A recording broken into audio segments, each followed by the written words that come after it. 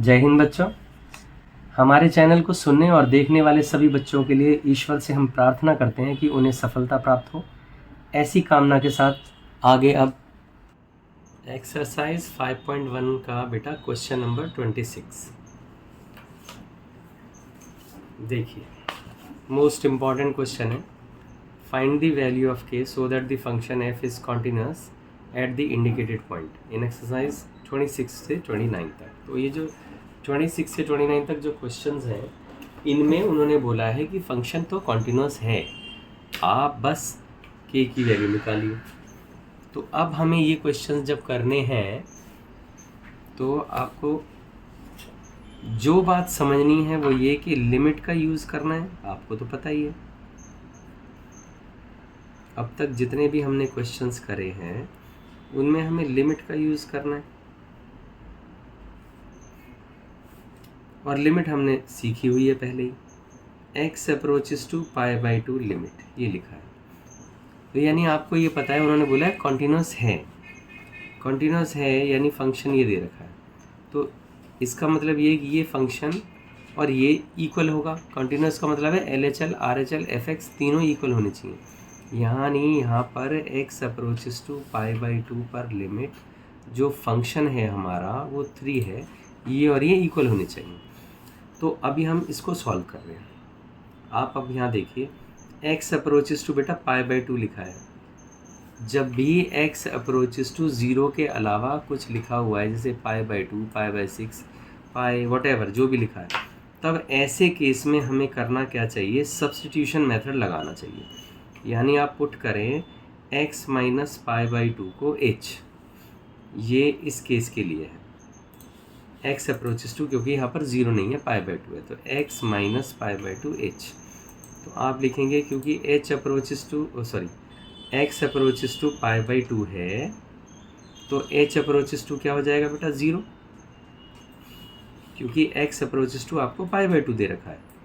तो h approaches to क्या हो गया 0। आप कहेंगे क्यों हो गया, देखो ना यहाँ x माइनस π/2 है, x minus π/2 equal to h है।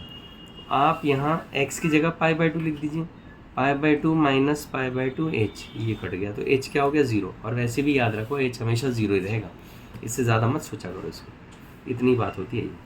अब यहाँ हमने देखा k cos x की जगह क्या लिख दोगे आप, देखो x approaches to x minus π/2 h है, तो x क्या हो जाएगा, इस π/2 को उधर ले जाइए, π/2 प्लस h, और ये पाई माइनस 2, और x की जगह क्या लिख देंगे आप, π/2 प्लस h, और बेटा यहाँ क्या लिख देंगे आप, h अप्रोचेस टू 0 लिमिट।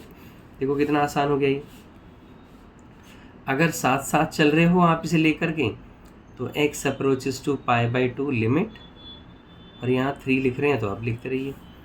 साथ में अगर लेके चल रहे हैं, नहीं लेके चल रहे तो आप अलग से भी सॉल्व कर सकते हैं कि अब cos 90 है बेटा, cos π/2 plus h, cos 90 plus theta क्या होता है,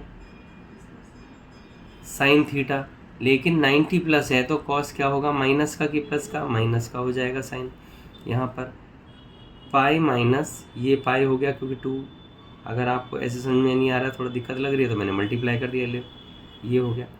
यहाँ h अप्रोचेस टू 0 लिमिट लिख दिया बेटा, और यहाँ पर x अप्रोचेस टू π/2 लिमिट लिख करके 3 लिख दो।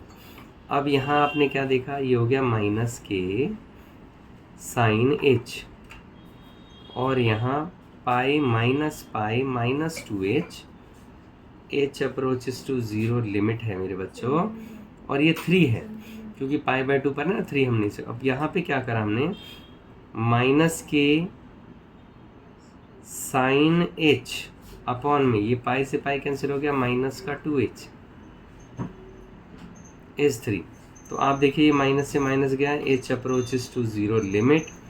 अब ध्यान दो आप, ये क्या बन गया, साइन h अपॉन h 1 हो गया, यानी साइन x अपॉन x 1 होता है, तो 1 अपॉन 2, यहाँ पर k है और इक्वल टू 3 है, तो k की वैल्यू क्या आएगी, 2 को उधर मल्टीप्लाई करिए 6, तो k आंसर हो गया हमारा 6, k इक्वल टू 6, ये आंसर।